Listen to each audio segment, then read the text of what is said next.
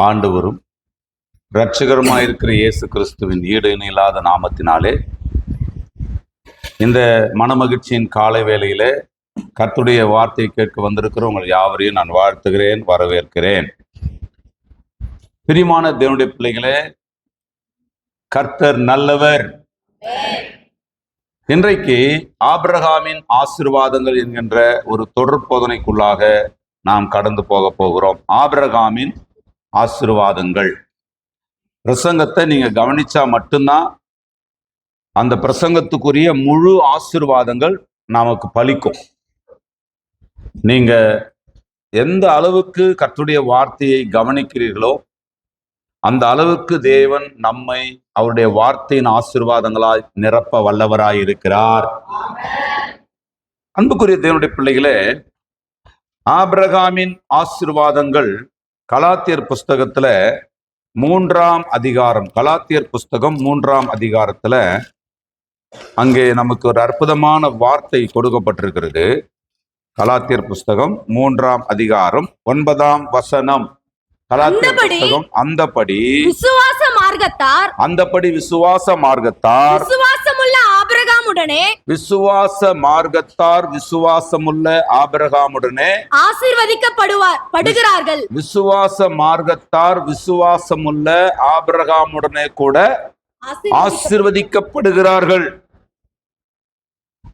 கலாத்தியர் 3ஆம் அதிகாரம் 9வது வசனம். அந்தபடி விசுவாச மார்க்கத்தார் விசுவாசமுள்ள ஆபிரகாமுடனே ஆசீர்வதிக்கப்படுகிறார்கள். ஆண்டவருடைய, நான் பலமுறை சொல்லுகிறேன், எனக்கு தெரிஞ்சு ஒவ்வொரு வாரமும் அதை சொல்ல விரும்புகிறேன், தெய்வத்தினுடைய ஒரே ஆசை மனிதர்கள் எல்லாம் நன்றாய் வாழ்ந்திருப்பது. மனிதர்கள் சமாதானத்தோடு, சந்தோஷத்தோடு, ஆசீர்வாதத்தோடு, சுகத்தோடு, பலத்தோடு இந்த உலகத்தின் எல்லா நன்மைகளையும் பரலோகத்தின் எல்லா கிருபைகளையும் பெற்று வாழ்ந்திருக்க வேண்டும் என்று தேவன் விரும்புகிறார். நீங்க நம்புறதா இருந்தா மட்டும். ஆண்டவர் சிலரை சந்தோஷப்படுத்தி விட்டு சிலரை துக்கப்படுத்த விரும்புகிறவர் அல்ல. ஆண்டவருடைய ஆசை என்ன? என்னாகமம் 24:1 வாசிக்க வேண்டாம், நீங்கள் எடுத்து எழுதி கொள்ளுங்கள். என்னாகமம் 24ஆம் அதிகாரம் 1ஆம் வசனம் என்ன சொல்லுகிறான்னா, இஸ்ரவேலை ஆசீர்வதிப்பதே கர்த்தருக்கு என்னவா இருக்குதா? பிரியமா இருக்கிறதா. அப்படியானால் நீங்கள் உங்களை பார்த்து சொல்லிக் கொள்ளுங்கள், என்னை ஆசீர்வதிப்பதே கர்த்தருக்கு பிரியமா இருக்கிறது. என்னை பாதுகாப்பது, என்னை சுகப்படுத்துவது, என்னை பலப்படுத்துவது. நம் பல காரியங்களிலே நாம் சோர்ந்து தோண்டு போயிருக்கிறோம் இல்லையா? பல காரியங்களிலே நாம் எதிர்பார்த்து சோர்ந்து போயிருக்கிறோம். பல காரியங்கள் நமக்கு எதிராய் நடப்பதினால் நாம் பயந்து போயிருக்கிறோம். பல காரியங்கள் நமக்கு கிடைக்காததினால் நாம் ஏமாற்றப்பட்டிருக்கிறோம். பல காரியங்கள் நம்முடைய வாழ்க்கையில நன்மைகள் இல்லாததினால் நாம் பல காரியங்களிலே நாம் வெட்கப்பட்டு நிற்கிறோம். ஆனால் ஆண்டவர் என்ன விரும்புகிறார்? ஆண்டவருடைய விருப்பம் என்ன என்றால், நாம் எல்லா வெட்கப்பட்ட இடங்களிலும் மகிமையை பெற தேவன் விரும்புகிறார். நாம் வேதனைப்படுகிற இடங்களில் எல்லாம் நாம் அதிகமாய் சந்தோஷப்பட தேவன் விரும்புகிறார். துன்பத்தை கண்ட நாட்களுக்கு சரியாக மாத்திரமல்ல, துன்பத்தை கண்ட நாட்களுக்கு அதிகமாய் தேவன் நமக்கு நன்மை செய்ய விரும்புகிறார். ஆண்டவருடைய இருதயம் ஆசீர்வதிக்கிற இருதயம். ஆண்டவருடைய விருப்பம் நம்மை ஆசீர்வதிப்பது. ஆண்டவருடைய வேலையே எப்பொழுதும் நம்மை, தம்முடைய ஜனங்களை சமாதான தாபரங்களிலே நடத்தி அவர்களை சந்தோஷமாய் வாழ வைப்பது மட்டுமே அவருடைய முழு நேர வேலை. ஆகவேதான் ஆண்டவர் ஆசீர்வாதங்களை குறித்து விசுவாச மார்க்கத்தாருக்கு வாக்கு கொடுக்கும் பொழுது அவர்களுக்கு உற்சாகப்படுத்தும்படியாக வரலாற்றிலே வாழ்ந்த ஆபிரகாம் என்கின்ற ஒரு பெரிய ஒரு ஐஸ்வர்யவானை கர்த்தர் கொண்டு வந்து இந்த விசுவாச மார்க்கத்தார் விசுவாசம் உள்ள அந்த ஆபிரகாமுடனே கூட ஆசீர்வதிக்கப்படுகிறார்கள் என்று ஒப்பிடுகிறார். ஏன்னா ஆபிரகாம் சரித்திரத்தில் தவிர்க்க முடியாதவர். இந்த உலகத்தின் எல்லா மதங்களும், கவனிக்கணும், இந்த உலகத்தின் எல்லா மதங்களும் ஒரு சென்டர் பாயிண்டா ஒருத்தரை மையப்படுத்துதுன்னு சொன்னா அது ஆபிரகாம். இருக்கிறீங்களா? ஆறுனி ஆராதனை விட்டுட்டு வந்துடக்கூடாது. ஏசு நல்லவர். ஆமென். யூதர்களுடைய மைய புள்ளி அந்த அதாவது யூத வரலாறு எங்கிருந்து தொடங்குது? ஆபிரகாம். இஸ்லாமியர்களுடைய வரலாறு எங்கிருந்து தொடங்குது? இப்ராஹிம் என்று சொல்லப்படுகிற ஆபிரகாம். இந்துக்களுடைய வரலாறு எங்கிருந்து தான் தொடங்குது? பிராமினர் என்றாலே ஆபிரகாமுடைய சந்ததியார் என்று ஒரு பொருள் இருக்குது. கிறிஸ்தவர்களும் எங்க இருந்தா தொடங்குறோம்? கிறிஸ்துவிலிருந்து தொடங்கினாலும் மத்தேயு புஸ்தகத்தை நீங்க படிச்சீங்கன்னு சொன்னா ஆபிரகாமின் குமாரனும் தாவீதின் குமாரனுமான இயேசு கிறிஸ்துவின் குமாரர்கள் நாம் எல்லாரும். இன்னொரு புதிய ஏற்பாடு எழுதப்பட்டால் அந்த இடத்துல எப்படி வருவாங்க? ஆபிரகாமின் குமாரனும் தாவீதின் குமாரனும் இயேசுவின் குமாரனும் ஆகிய பீட்டர் ராஜ். வராமையா சந்தோஷமா? உங்க பேர் சொல்லிக்கங்க, இப்ப நான் சந்தோஷப்படுவேன். சொல்லுங்க. ஆபிரகாமின் குமாரனும் தாவீதின் குமாரனும் இயேசு கிறிஸ்துவின் குமாரனுமாகிய குமாரத்தியுமாகிய. உங்க பேர் போட்டுக்குங்க. போட்டுக்கலாமா போட்டுக்கூடாதா? உங்க பேர் போடும்போது எவ்வளவு சந்தோஷமா நான் சிரிச்சுக்குன்னு சொல்றேன். என் பேர் சொல்லும் போது மட்டும் அப்படி ஒரு மாதிரி மறைச்சுக்கிறீங்க நிக்கிறீங்க. ஏன் அகஸ்டின் ஜெபகுமாரா? அகஸ்டினாவே இரு. கர்த்தர் நல்லவர். ஆமென். கொஞ்சம் பக்கத்துல இருக்கிறவங்க பார்த்து சொல்லுங்க. அடுத்த முறை பைபிள் எழுதப்பட்டா உங்க பேரும் இருக்கும் அதுல. எவ்வளவு நல்ல தெய்வம் பார்த்தீங்களா இல்லையா? எவ்வளவு நல்ல தெய்வம். சரி, இப்போ ஆண்டவர் ஆபிரகாமோடு கூட ஆண்டவர் செய்த அந்த வாக்கு தத்துவங்கள், உடன்படிக்கைகள், கட்டளைகள், வாக்கு இதெல்லாத்தையும் நம்ம பார்த்தோம் அப்படின்னு சொன்னா, ஆசீர்வதித்து அவனை பெருமைப்படுத்துவேன் என்று ஆண்டவர் சொல்லி இருக்கிறார் இல்லையா? ஐ will plus and famous your name. உன் பேரை நான் ஆசீர்வதித்து உன் பேரை நான் பெருமைப்படுத்துவேன். உன்னை ஆசீர்வதிப்பேன், உன் பேரை பெருமைப்படுத்துவேன். அப்படியானால் இது ஆபிரகாமுக்குரிய ஆசீர்வாதம் மாத்திரமல்ல, வேதத்தில் எழுதப்பட்டிருக்கிற இந்த எல்லா ஆசீர்வாதமும் விசுவாச மார்க்கத்தார்களுக்கும் ஆபிரகாமு கூட பொருந்துகிறது என்று பைபிள் சொல்லுகிறது. அப்படியானால் நான் எங்கே ஒரு மூலையில ஏதோ ஒரு சாதாரணமான ஒரு யோசனையில ஒரு நிலையில அப்படி வாழ்ந்துட்டு போயினுன்றது இல்ல. ஆபிரகாம் என்ன ஒரு மனநிறைவோடு, என்ன ஒரு சந்தோஷத்தோடு இந்த பூமியில, ஒருவேளை ஆபிரகாமை போல நமக்கு பொண்ணு வெள்ளியும் பொருளும் கொடுக்கப்படுமானா கொடுக்கப்படும், வாய்ப்பு இருக்குது. ஆனால் ஆபிரகாமுக்கு பொண்ணு வெள்ளியும் இருந்த பொழுது என்ன சந்தோஷம், சமாதானம், நிம்மதி இருந்ததோ அதுல 1% கூட குறையாமல் தேவன் நம்ம ஒவ்வொருவருக்கு தர விரும்புகிறார். நம்முடைய ஜனங்களுக்கு நன்மையை மட்டுமே. நீங்க பாருங்க, ஒரு பெற்றோரா நீங்க உங்க பிள்ளைங்களுக்கு எப்பொழுதுமே எதைத்தான் சிந்திக்கிறீங்க? ஒரு பெற்றோரா நீங்க உங்க பிள்ளைங்களுக்கு எப்பவுமே எதைதான் சிந்திக்கிறீங்க? ஆலோசனை கொடுத்தாலும் அதுக்குள்ள என்னதான் இருக்கும்? நீங்க கோவப்பட்டாலும் அதுக்குள்ள என்னதான் இருக்கும்? நீங்க அன்பு கூர்ந்தாலும் அதுக்குள்ள என்னதான் இருக்கும்? நீங்க என்ன யோசித்தாலும் அது உங்க பிள்ளைகளுடைய நன்மைக்காக மட்டும்தான் இருக்கும். புரியுது? கத்துருக்கு. அப்போ ஐஸ்கிரீம் வேணும்பான்னு வாங்க, 2 இரும்பு வாங்க, ஐஸ்கிரீம் வாங்க. கடையை தாண்டி வர்றது, அப்பா கடை போகுதுப்பா, தெரியுதுமா, கடை தெரியுது. இப்ப ஏன் ஐஸ்கிரீம் வாங்கி கொடுக்கல? 40 ரூபா 50 ரூபா காசு இல்லாமலையா வாங்கி கொடுக்கல? இரும்பல் 2 இரும்பல் 8 இரும்பலா மாறிடும் இல்லையா?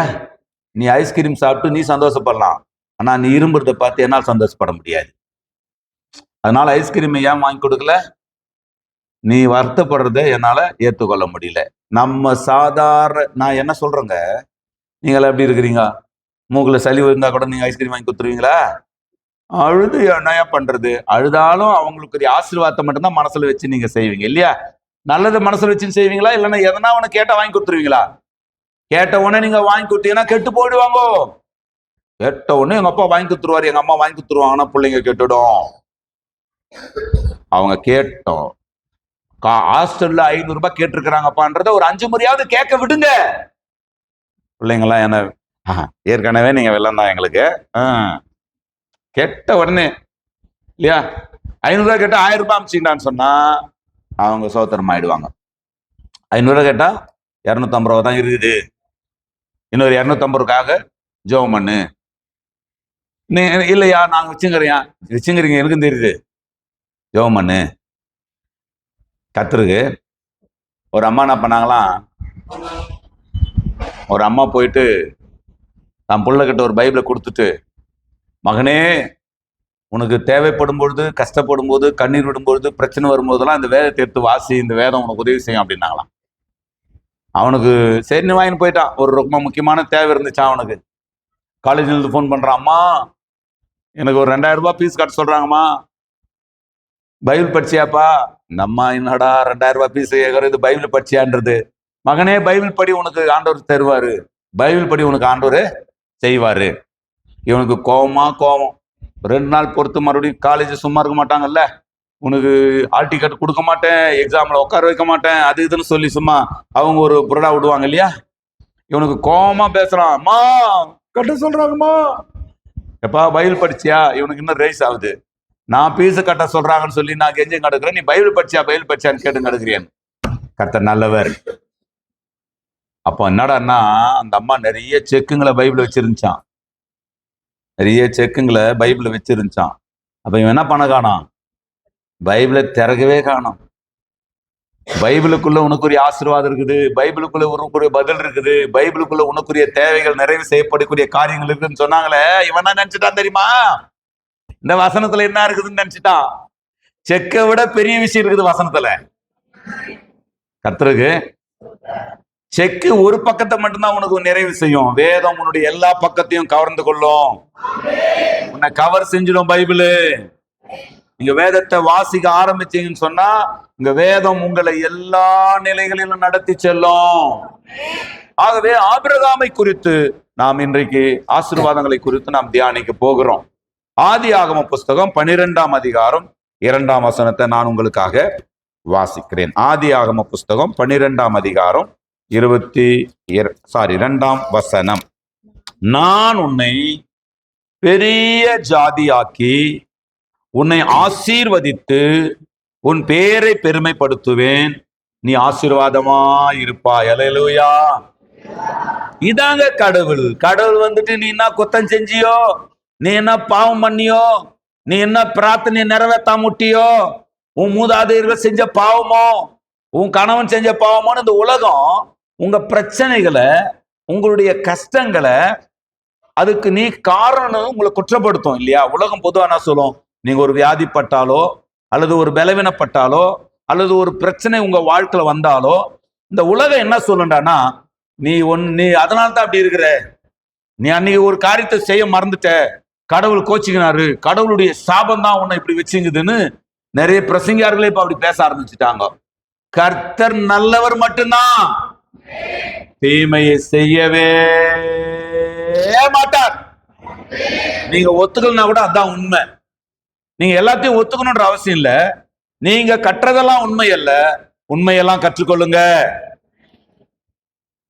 அப்ப ஆண்டவர் எப்படி இருக்கிறாருன்னா, நீ நல்லா இருப்ப, நீ ஆசீர்வாதமா இருப்ப, நீ சுகமா இருப்ப, நீ நிம்மதியா இருப்ப, நீ பெருமையா இருப்ப, நான் உன்னை மேன்மைப்படுத்துவேன், நான் உன்னை கைவிட மாட்டேன், நான் உனக்கு துணையாய் நிற்பேன், நான் உன் குற்றங்களை மன்னிப்பேன், நான் உன் மீறுதல்களை நிமித்து உன்னை தண்டிக்காம என்னுடைய கிருபையின்படி உனக்கு இறங்குவேன். அதுதான் இறைவன். யோசித்து பாருங்க. இப்படிப்பட்ட ஒரு நல்ல அற்புதமான ஒரு தேவனை பெற்றிருக்கிறவர்கள் மாத்திரம் கரங்களை வைத்து அல்லேலூயா சொல்லுங்க பார்க்கலாம்.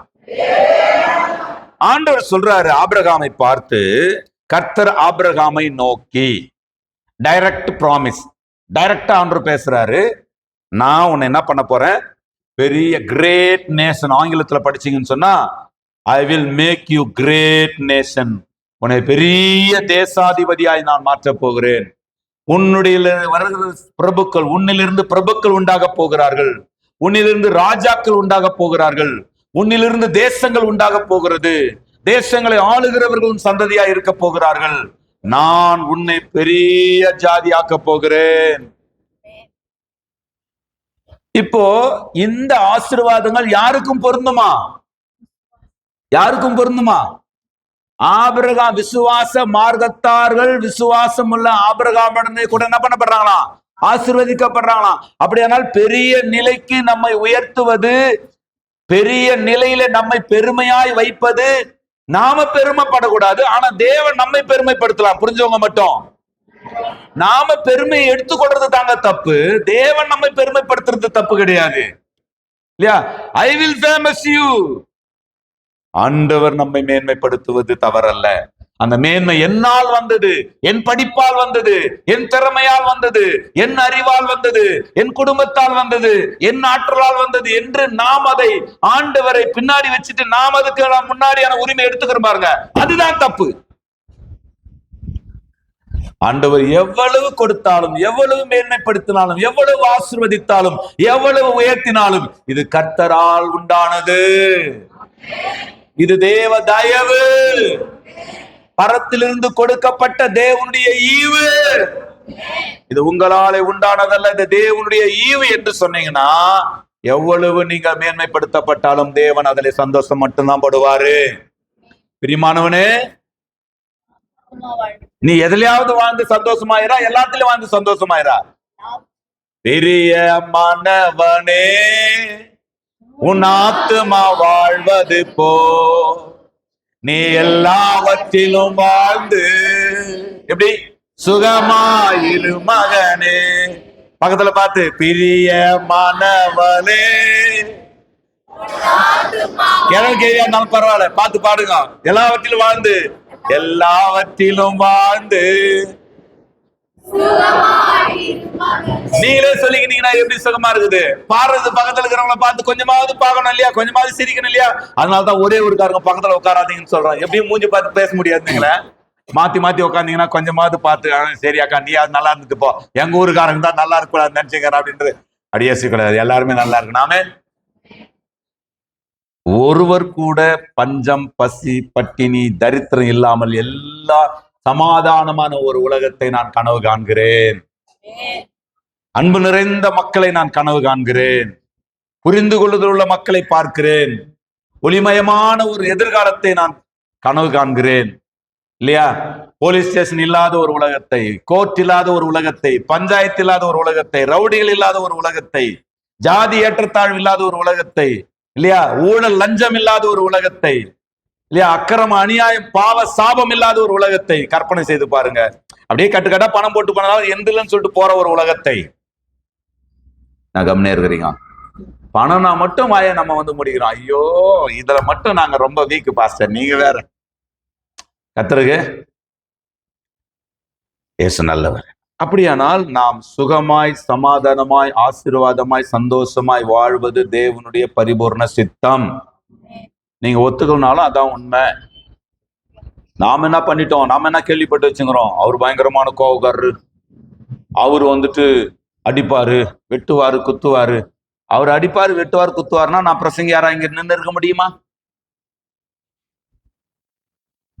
என்ன ஆண்டவர் அடிப்பாரு, வெட்டுவார், குத்துவாருன்னா நீங்க யாராவது இங்க வந்து உட்கார்ந்து சேர்ல கம்பீரமா ஆமென் அல்லேலூயா, ஆமென் அல்லேலூயா, மகத்துவ தம்பராபரா பாடுவீங்களா? பாட முடியுமா? அப்ப கர்த்தர் தயாவரர், கர்த்தர் கிருபாகரர், கர்த்தர் கருணாமூர்த்தி, காருண்யத்தின் கடல், மனித அறிவுக்கு அப்பாற்பட்ட இரக்கங்களின் தகப்பனவர். நாம் வாழ்ந்து சுகமாய் இருப்பதை ஆசையாய் கொண்டிருக்கிறது. அவருடைய ஆசை ஒன்னே ஒண்ணுதான், அவருடைய ஆசை ஒன்னே ஒண்ணுதான். இந்த பூமியில 100 மடங்கு நாம் ஆசீர்வதிக்கப்பட்டு உலகத்தின் முடிவிலே அவரோடு நித்தியமாய் வந்து பரலோகத்திலே சேர்ந்து விட வேண்டும் என்பது. இப்போ ஆண்டவர் ஆபிரகாமை பார்த்து சொல்றாரு, நான் உன்னை பெருமைப்படுத்துவேன், பெரிய ஜாதியாக்குவேன், உன்னை ஆசீர்வதிப்பேன், உன்னை ஆசீர்வதிப்பேன். யார் ஆசீர்வதிப்பேன்னு சொல்றது? கர்த்தர் சொல்றாரு, நான் உன்னை ஆசீர்வதிப்பேன். ஒரு மனிதர்கள் உங்களுக்கு வாக்கு கொடுத்தா அந்த வாக்கு நிறைவேற்றலாம் அல்லது அந்த வாக்கை நிறைவேற்றாமல் போகலாம். என்னுடைய ஊழியத்துல ஏறக்குறைய 30 ஆண்டுகள் நான் பயணிக்கிறேன். வருகிற ஜூன் மாதம் 4ஆம் தேதி வந்தால், வருகிற ஜூன் மாதம் 4ஆம் தேதி வந்தால் 30 ஆண்டுகள் நான் முழு நேர ஊழியத்துக்கு வந்து நான் நிறைவு செய்றேன். 1996 ஜூன் 4ஆம் தேதி நான் பைபிள் காலேஜ் ஸ்டார்ட் பண்றேன். வருகிற ஜூன் வந்தா 30 வருஷம் முடிய போகுது. இந்த பைபிள் காலேஜுக்கு வந்த புதுசுல, நான் போன புதுசுல நிறைய பேர் எனக்கு வாக்கு கொடுத்தாங்க. 2 மாசம் கூட அவங்க அந்த வாக்கை நிறைவேற்றல. 30 ரூபாய் மாசம் கொடுப்பாங்க. 30 ரூபாய். 1996 என்னுடைய பைபிள் காலேஜ்ல என்னுடைய தேவை ஒரு மாசத்துக்கு ஏறக்குறைய 200 ரூபாய். எனக்கு அன்னைக்கு என்னுடைய மாச தேவை வந்து 200 ரூபாய். நான் பேசுறது விளங்குதா? ஒரு மாசத்துக்கு என்னுடைய பைபிள் காலேஜினுடைய தேவை வந்து 200 ரூபாய். பைபிள் காலேஜ்னா சும்மா உட்கார வச்சு பைபிள் மட்டும் படிச்சுட்டு அனுப்பி விட்டுருவான்னு கேட்டீங்க. புக்கு கட்டுக்கட்டா நோட்டுங்களை வாங்கி கிடக்கணும். கட்டுக்கட்டா நோட்டுங்களை வாங்கணும். இந்த இந்த புக்கை வாங்கணும், அந்த புக்கை வாங்கணும், அது ஒரு பெரிய செலவு இருக்கும். குறைந்தது 200 ரூபாய் எனக்கு செலவு இருக்கும். எனக்கு ஒருத்தர் வாக்கு பண்ணாங்க, 30 ரூபா கொடுத்தாங்க, 2 மாசம் கொடுத்தாங்க, நிறுத்திட்டாங்க. கருத்து ரீதியா என்னை அனுப்பின திருச்சபைக்கும் நான் போன பைபிள் காலேஜினுடைய உபதேசத்தை நான் கற்றுக்கொண்டேன் இல்லையா, பைபிள் காலேஜ் உபதேசத்தை இது கேட்பாங்க. இந்த மெசேஜ் அவங்க கேட்டுங்கிறாங்க. என்னை அனுப்பின திருச்சபையில இருந்து கொஞ்சம் பேர் இந்த மெசேஜ் கேட்கறாங்க. அவங்களுக்கும் புரியட்டும். கருத்து ரீதியாக, கோட்பாட்டு ரீதியாக இதையெல்லாம் தப்பா செஞ்சுட்டு இருக்கிறோமே இவ்வளவு காலமா, நீங்க ஏன் அதை சொல்லல, அல்லது இது உங்களுக்கு தெரியுமா தெரியாதா அப்படின்னு அனுப்புனது யாராக்கும்? Do what I say. நாங்க சொல்றதை நீ கேளுன்னு சொன்னாங்களே தவிர, சரி நீ சொல்றதை பத்தி நாங்க வேதத்தை ஆராயிரோம்னு சொல்றியோ, அல்லது ஒருவேளை நீ சொல்றது இந்த கருத்தின் அடிப்படையில் தப்புன்னு சொல்லியோ அவங்க சொல்லல. முடிச்சுக்கினாங்க. அவங்களுடைய சப்போர்ட்டு, நம்முடைய ரிப்போர்ட் போனவொடனே அவங்களுடைய சப்போர்ட்டு கட் ஆயிருச்சு. ஊழியத்துக்கு வந்த புதுசுல மனிதனுடைய வாக்குகளை சொல்றேன். ஊழியத்துக்கு வந்த புதுசுல ஒரு சகோதரி சொன்னாங்க, பாஸ்டர் எனக்கு 2 கோடி ரூபாய் சொத்து இருக்குது, நாங்க அதை சேல் பண்ணா நாங்க 20 லட்சம், நான் சொல்றது 20 வருஷத்துக்கு முன்னாடி 20 லட்ச ரூபா நாங்க சபைக்கு தசமா கொடுக்குறோம். நாங்க எங்க இருக்கிறாங்கன்னே தெரியல, அவங்க இருக்கிறாங்களான்னு தெரியல. கர்த்தர் நல்லவர்.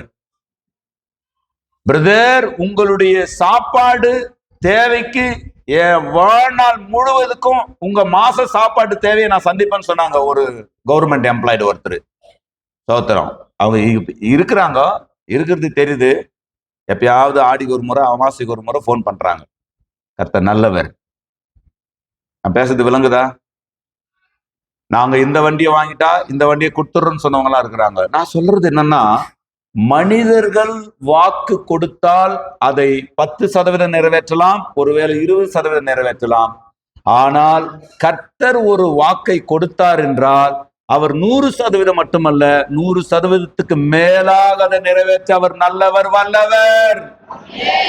நீங்க சோர்ந்தே போக கூடாது. ஏன்னு சொன்னா, இந்த உலகத்துல எந்த மனிதர் உங்களை கூட கடைசி வரைக்கும் பயணித்தாலும் பயணிக்காவிட்டாலும், யார் உங்களுடைய குறைகளை அட்ஜஸ்ட் பண்ணிக்கணும் உங்க கூட வந்து உங்க குறைவை நிறைவுபடுத்தினாலும் படுத்தாவிட்டாலும், உங்களை பெற்ற தாயும் தகப்பனும் ஒருவேளை உங்கள் மேல கசந்து கொண்டாலும், உங்களை படைத்த தேவாதி தேவன் தாயிலும் மேலானவர், தகப்பனிலும் மேலானவர் நம்மை கைவிடவே மாட்டார். நம்மை விட்டு கொடுக்கவே மாட்டார். நம்மை விட்டு விலகவே மாட்டார். சிலர் கூட இருப்பாங்க, ஆனா விட்டு கொடுத்துருவாங்க. கூட தான் இருப்பாங்க, பட் விட்டு கொடுத்துருவாங்க. அவங்க சொந்தக்காரருக்கு முன்னாடி நம்மளை விட்டு கொடுத்துருவாங்க, அவங்க அண்ணனுக்கு முன்னாடி நம்மளை விட்டு கொடுத்துருவாங்க, அவங்க தங்கச்சிக்கு முன்னாடி நம்மளை விட்டு கொடுத்துருவாங்க, அவங்களுடைய முக்கியமான ஏதோ ஒரு நபருக்கு முன்னாடி நம்மளை முக்கியன்ற மாதிரி ஆக்கி விட்டுருவாங்க. பார்த்துருக்கிறீங்களா? இருக்கிறீங்களா? ஆனா இவர் ஒரு நல்ல ஆண்டவர் இருக்கிறார். இந்த ஆண்டவர் எப்படிப்பட்டவர் தெரியுங்களா? அவர் விட்டு விலகாதவர் மட்டுமல்ல, விட்டு கொடுக்காதவர். யாருக்கு முன்னாடி விட்டு கொடுக்க மாட்டாரு. பிதாவுக்கு முன்னாடியே இந்த இயேசுவானவர் நம்மளை விட்டு கொடுக்காம இருக்கிறதுனால தான் நம்ம கனமா உட்கார்ந்துட்டு இருக்கிறோம். புரிஞ்சவங்க மட்டும் உள்ளத்தின் ஆழத்திலிருந்து முடிஞ்சா கரங்களை உயர்த்தி, நம்மை விட்டு கொடுக்காததுனால தான் நாம இதுவரைக்கும் ஜீவனோடு இருக்கிறோம். அப்போ ஆண்டவர் சொல்றார், நான் உன்னை ஆசீர்வதிப்பேன், அந்த ஆசீர்வாதத்தை யாராலையும் தடுக்க முடியாது. நான் உன்னை ஆசீர்வதிக்கும் பொழுது இந்த உலகத்தின் எந்த வல்லமையாலும் உன்னுடைய ஆசீர்வாதத்தை கெடுக்க முடியாது. நான் உன்னை ஆசீர்வதிப்பேன், நீ என்னவா இருப்ப? ஆசீர்வாதமா இருப்பாய். சிலர் ஆசீர்வதிக்கப்படுவாங்க, ஆனா ஆசீர்வாதமா இருக்க மாட்டாங்க. ஆசீர்வதிக்கப்படுவதே I will bless you, you will be bless others என்று சொல்லப்பட்டிருக்கிறது. நான் உன்னை ஆசீர்வதிப்பேன். ஆண்டவர் யாரை மென்மேலும் ஆசீர்வதிக்க விரும்புகிறார்? யார் ஆசீர்வதிக்கப்படும் பொழுது அவருக்கு ஆசீர்வாதமா இருக்கிறார்களோ, யார் அவரால் ஆசீர்வதிக்கப்படும் பொழுது, எக்ஸ்கியூஸ் மீ, அவர் பாருங்க, நம்முடைய நினைவுகளை ஆண்டவர் சந்தோஷப்படுத்தும் பொழுது நாம் தேவனுடைய நினைவுகளை சந்தோஷப்படுத்தி பழகணும். ஆண்டவர் நம்மை ஆசீர்வதிப்பதே நாம் அவருக்கு ஆசீர்வாதமா இருப்பதற்காகத்தான். அது எல்லா நிலைகளிலும். ஆசீர்வாதம் என்றால் வெறும் பொருளாதாரம் மாத்திரம் நினைக்காதீங்க. நான் உங்களுக்கு சொல்றேன், மனித ஆசீர்வாதங்களில் மிகப்பெரிய ஆசீர்வாதம் எது தெரியுங்களா? சுகமாயிருப்பது, ஆரோக்கியமாயிருப்பது.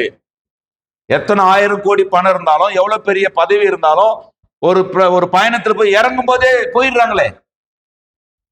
கடந்த ஒரு 4 நாளைக்கு முன்னாடி பாத்தீங்களா, மகாராஷ்டிரா துணை முதலமைச்சர் அஜித் பவார் என்று சொல்லப்படுகிறவர் யோசித்து பார்த்திருப்பாரா? பிளைட்ல ஏறுறோம், நம்ம இறங்கும் போது நம்ம சாக போறோம்னு யோசித்திருப்பாரா? அப்படியானால் இந்த உலகத்தின் மிகப்பெரிய ஆசீர்வாதம் என்பது சுகமாய் ஆரோக்கியமாய் வாழ்வது. அப்படியானால் ஆண்டவர் உன்னை ஆசீர்வதிப்பேன்னு சொன்னா அதுல சுகமும் இருக்கிறது. உலகத்தில் மனிதர்கள் செய்கிற சாபம், ஏவல், செய்வினை, பேய், பிசாசுகளால் உங்கள் வாழ்க்கை ஒருவேளை நசுக்கப்படுமானால், நஷ்டப்படுமானால், நான் சொல்லுகிறேன், இந்த உலகத்தின் எல்லா வல்லமையும் ஜெயிக்கிற ஒரு இயேசுவின் நாமம் இருக்கிறது. அவரும் நீங்கள் இழந்து போனதை எல்லாம் திரும்ப உங்களுக்கு தருவார்.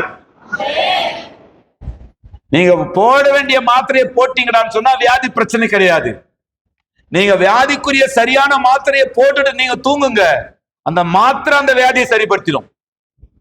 நீங்க வர வேண்டிய இடத்துல சரியா வந்திருக்கிறீங்க, பிடிக்க வேண்டியவரை சரியா பிடிச்சிட்டீங்கன்னா உங்க வாழ்க்கையில வாதை உங்கள் கூடாரத்தை அணுகாது, பொல்லாப்பு உங்களுக்கு நேரிடாது.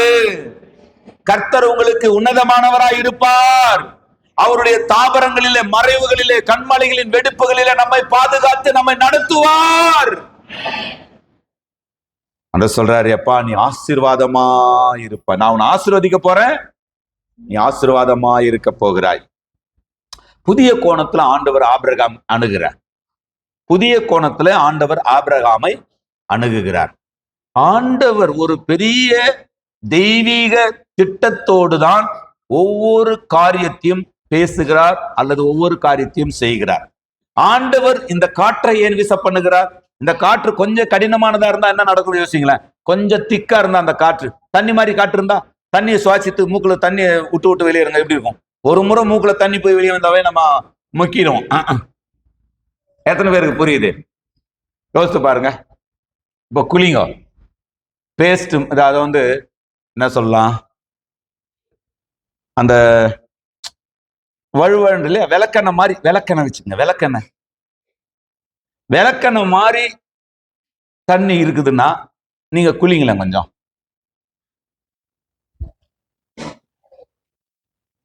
விளக்கெண்ணெய் மாதிரி தண்ணி இருக்குதுமா, இப்போ கசக்குங்க உடம்பு, என்ன யோசிப்பாருங்க. கையை கழுவுங்க, விளக்கெண்ணெயில கையை கழுவுங்க. யாருங்க இத இப்படி இருந்தா மனுஷனுக்கு செட் ஆகாதுன்னு யாருங்க யோசித்தது? தண்ணியா இருந்தாதான் மனுஷன் செட் ஆகும். நம்ம கேட்டோமா, கடவுளே கெட்டியா தண்ணி இருக்கக்கூடாது, அதாவது திரவமா ரொம்ப மென்மையா இருக்கணும் அப்படின்னு சொல்லி என்ன கேட்டோமா? ஏன்னா புரியுதா? கர்த்தர் நல்லவர். கர்த்தருக்கு எல்லாவற்றிலுமே ஆண்டவர், நல்லா புரிந்து கொள்ளணும், ஒரு தெய்வீக திட்டத்தோடு தான் காய்களை நகர்த்துகிறார். எல்லா ஆசீர்வாதங்களுக்கும் பின்னாடி அவருடைய பிளான் இருக்குது. எல்லா கட்டளைகளுக்கு பின்னாடியும் அவருடைய பிளான் இருக்குது. எல்லா அவருடைய ஆலோசனைகளுக்கு பின்னாடியும் அவருடைய பிளான் இருக்குது. எல்லா வாக்கு தத்துவத்துக்கு பின்னால் அவருடைய பிளான் இருக்குது. தேவன் எல்லாவற்றையும் தெய்வீக திட்டத்தோடு செய்து கொண்டிருக்கிறார். புரிஞ்சவங்க மட்டும். அவருடைய பெரிய மாஸ்டர் பிளான்ல மனிதர்கள் உள்ளே வரணும் என்பதற்காகத்தான் எளிமையான வலிமையான வழிகளை அவர் திறந்து வைத்து மனிதர்களை அழைத்துக் கொண்டிருக்கிறார். நான் உன் ஆசீர்வதிப்ப நீ வா, உன் பாரங்களை தீர்ப்ப நீ வா. எல்லா வாக்கு தத்தங்களும் எல்லா ஆசீர்வாதங்களும் அவருடைய திட்டத்தின் வெளிப்பாடா இருக்கிறது. நீங்க புரிந்து கொண்டா மட்டும்தான் ஆமீன் சத்தமா வரும்.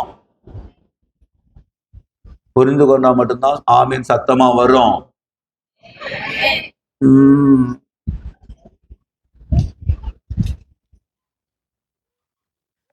சரி, தேவனுடைய திட்டம் என்ன? அல்டிமேட் தேவனுடைய திட்டம் என்ன?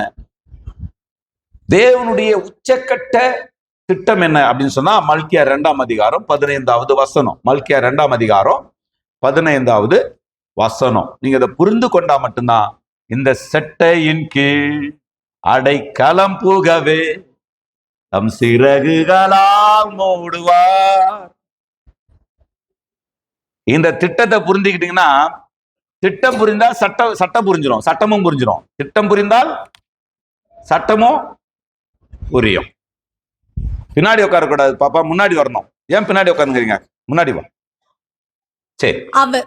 அவர் ஒருவரை அல்லவா படைத்தார். ஒருவரையா ஒருவனையா? ஒருவனை அல்லவா. சில சமயத்துல ஒரு அண்ணன் தம்பி 2 பேருக்குன்னா வந்துச்சான், சண்டை வந்துச்சான். அண்ணன் தம்பி 2 பேருக்குன்னா வந்துச்சான், சண்டை வந்துச்சான். என்ன சண்டை வந்தனா, தகராறு என்கின்ற வார்த்தைக்கு சின்ன ரா போறதா பெரிய ரா போறதா? ஹலோ, அண்ணன் தம்பிக்கு சண்டை.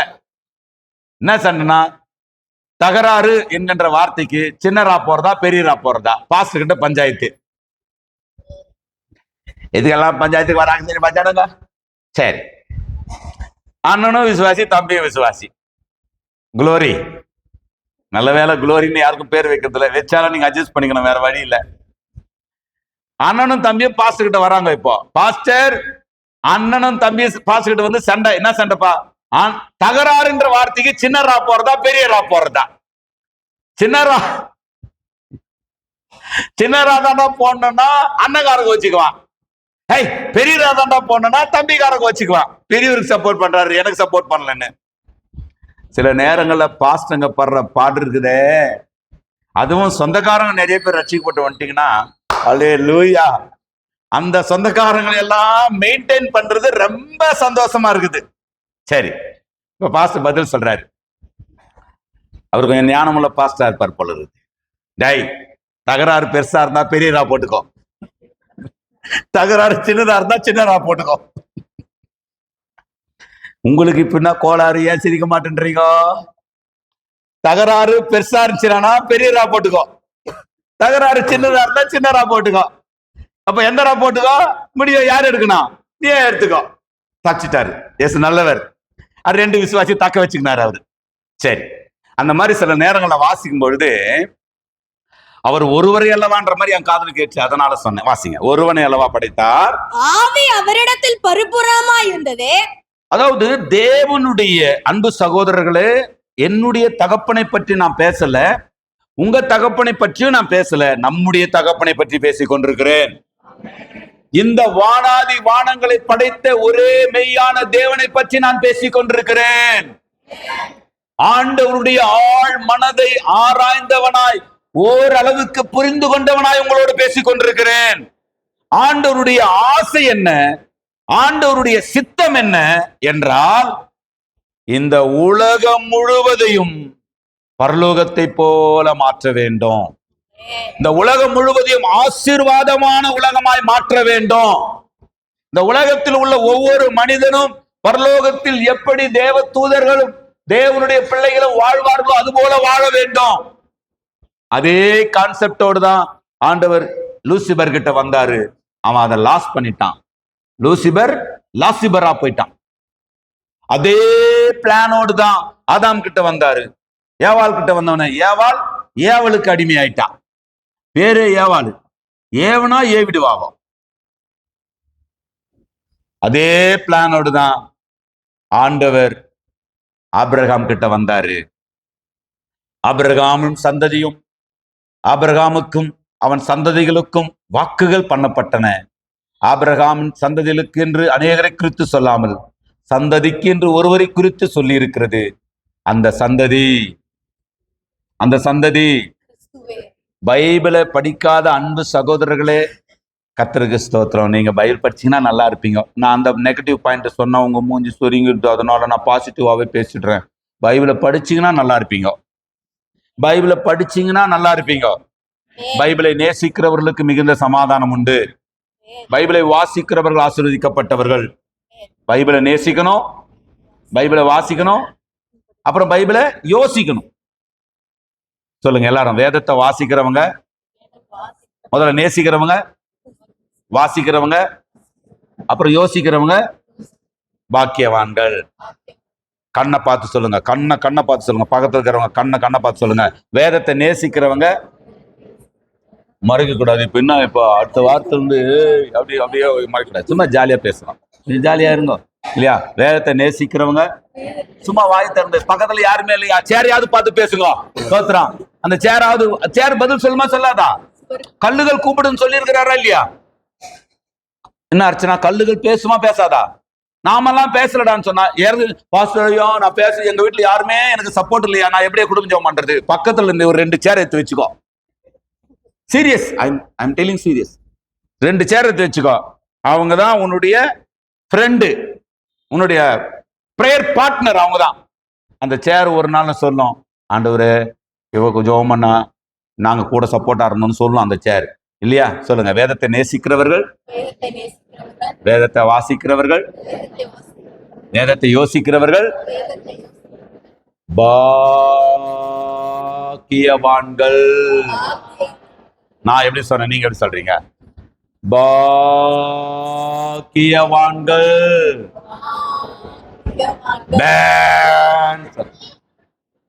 நல்லவர். ஆமென். இப்போ வாசிங்க. அவர் ஒருவனை அல்லவா படைத்தார், ஆவி அவரிடத்திலே பரிபூரணமாய் வாசமாய் இருந்தது. பின்ன ஏன் ஒருவனை படைத்தார்? தேவ பக்தி உள்ள சந்ததியை பெரும்படிக்கு தானே. அப்ப ஆண்டவர் உலகில் அனுப்புகிற ஒவ்வொரு மனிதரையும், ஆண்டவர் உலகிலே பிறக்க பண்ணுகிற ஒவ்வொரு ஆன்மாவையும், ஒவ்வொரு குழந்தையையும், ஒவ்வொரு மனிதனையும், ஒவ்வொரு மனுஷியையும் தேவ பக்தியுள்ள சந்ததியின் வரிசையிலே வைக்க விரும்புகிறார். ஐயா, அந்த செய்திகளை சமீபத்திலிருந்து ஒருவேளை யூடியூப்ல, ஒருவேளை இன்றைக்கு இல்ல நாளைக்கு இல்ல, ஒருவேளை 10 வருடம் 20 வருடம் கழித்து நீங்கள் இந்த செய்தியை கேட்பீர்களானால், நீங்கள் கேட்கிற யாரா இருந்தாலும் ஒன்றை புரிந்து கொள்ளுங்கள். ஆண்டவர் இந்த உலகத்துல அனுப்புகிற எல்லா மனித ஆவியும், நீங்க எந்த மதத்தை சேர்ந்தவரா, எந்த இனத்தை சேர்ந்தவரா, எந்த தேசத்தை சேர்ந்தவரா, எந்த கண்டத்தை சேர்ந்தவராய் இருந்தாலும், இந்த உலகில் மனிதனாய் பிறக்கிற ஒவ்வொரு மனிதனையும் மனுஷியையும் குறித்து தேவ திட்டம், தேவ பக்தியில வரிசையிலே அவர்களை கொண்டு வந்து வைத்து, அவர்களை ஆசீர்வதித்து, அவர்களை பழுக பெருக பண்ணி, அவர்களை சுகமாய் சமாதானமாய் வாழ வைத்து, இந்த பூமியின் வாழ்க்கையை சமாதானத்தோடு முடிய பண்ணி, முடிவில் அவரோடு நித்திய நித்திய நித்திய நித்திய நித்தியமாய் முடிவே இல்லாத பரலோகத்திலே சேர்த்து கொள்ளவே விரும்புகிறார். இந்த பிளானுக்கு வெளியே ஒருத்தர் கூட கிடையாது. தேவன் அனுப்பும் பொழுது, தேவன் ஒரு மனிதனை சிருஷ்டிக்கும் பொழுது, நீ கெட்டு போக வேண்டும் என்றோ, நீ தேர மாட்டே என்றோ, நீ தண்டனைக்குரியவன் என்றோ, நீ உருப்பட மாட்டே என்றோ ஒருவரையுமே தேவன் சிருஷ்டிப்பதே இல்லை. எல்லாரும் வாழ்ந்திருக்க வேண்டும் என்று விரும்புகிறார். நீங்கள் யாரா இருந்தாலும், உங்களுடைய சூழ்நிலை எதுவா இருந்தாலும், நீங்க எந்த இடத்தில் இருந்தாலும், அறியப்படாத ஒரு காடுகளிலே, மேடுகளிலே, பள்ளங்களிலே, குகைகளிலே, அல்லது அறியப்பட்ட மகா பெரிய மேன்மையான தேசங்களிலே நீங்கள் இருந்தாலும், நீங்கள் வாழ்ந்து சுகமாயிருக்க வேண்டும் என்று தேவன் விரும்புகிறார். அவருடைய பிளான்ல நீங்க இருக்கிறீங்க. எப்பொழுதும் உங்களை யார் சிந்திக்கிறாங்களோ சிந்திக்கலையோ, யார் உங்களை சிலர் எப்பவுமே நம்மளை வாட்ச் பண்ணுவாங்க. எந்த நோக்கத்தோடு வாட்ச் பண்ணுவாங்க தெரியுமா? அவங்க நம்மளை வாட்ச் பண்றாங்கன்றத நம்ம உணர்ந்தாவே நமக்கு வேதனை வந்துடும். பார்த்துருக்கிறீங்களா? எப்பவுமே ஒரு வாட்சிங் இருக்கும் உங்க மேல. எங்க போறாங்க, என்ன பண்றாங்க, யாருக்கிட்ட பேசுற, என்ன பண்ற, யாருக்கு போன் பண்ண, என்ன பேசிட்டு இருந்த, என்ன வந்துச்சு, என்ன போச்சு, இன்னும் மெட்ராஸுக்கு போயிட்டியா, மணி ஏறுறதுக்கு 4 மணிக்கு ஏறினே, 8 மணி 11 மணிக்கு சேர்ந்தன்னு சொல்றிய, 5 6 7 8 9 10 11 7 மணி நேரமா ஆச்சு மெட்ராஸுக்கு போறதுக்கு. இப்படி எல்லாம் ஒரு புறண விசாரணை இருக்குதா இல்லையா? உங்களுக்கு யாருக்கு இல்லையா? இருக்குதா இல்லையாங்க? சிலர் நம்மளை கவனிக்கிறாங்கன்றத நம்ம நினைச்சாவே நம்மளுடைய சந்தோஷம் போயிடும். அது அக்கறையால கவனிக்கிறாங்களான்னு தெரியாது, அக்கறையா சக்கரையான்னு தெரியாது. ஆனா இவர் எப்போதும் நம்மள கர்த்தர் ஒருத்தர் கவனிச்சுன்னு இருக்கிறாரே அப்படின்னா, உடனே நம்ம ஆளுங்க சொல்றது கவனிப்பேன், அதோட கர்த்தர் ஒருத்தர் கவனிச்சுங்கிறாரா அப்படின்னாவே மிரட்டுறதால தான் கவனிக்கிறான்ற மாதிரி யோசிப்பாங்க நம்ம ஆளுங்க. ஒரு கடவுள் கவனிச்சுங்கிறாரா டேய் அப்படின்னுவோம். நாம கூட அப்படிதான் சொல்லுவோம் இல்லையா?